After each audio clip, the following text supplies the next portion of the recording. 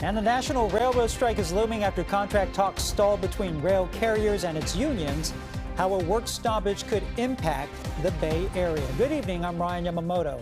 In less than 3 days, a federally mandated cooling off period ends if no deal is reached. A railroad strike could cause massive supply chain problems nationwide and here locally.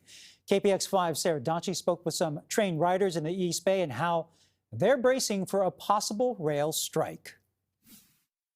Well, come Friday, there could be the first national rail strike in over 3 decades, and that would have impacts all over the country and here in the Bay Area. And it doesn't just affect passengers, the people who ride the trains. So here's what we know. Unions representing engineers and conductors are at an impasse in contract negotiations.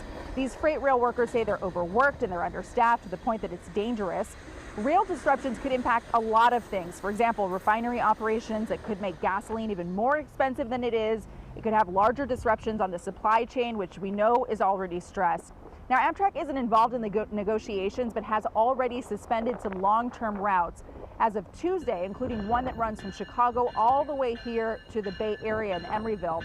Amtrak also says the strike could interrupt inner-city operations, too, because a lot of its trains operate on tracks maintained by freight railroads.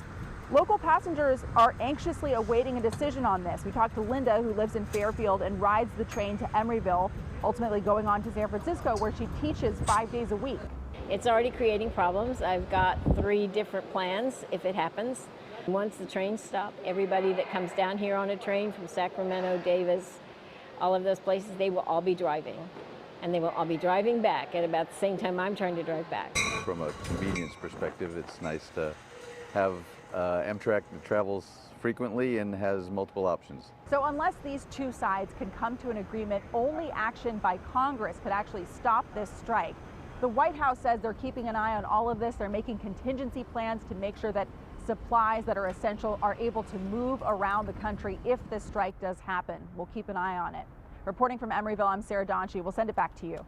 And the Port of Oakland is bracing for that possible rail strike. The port says it could cause additional congestion and back up rail cargo at the marine terminals.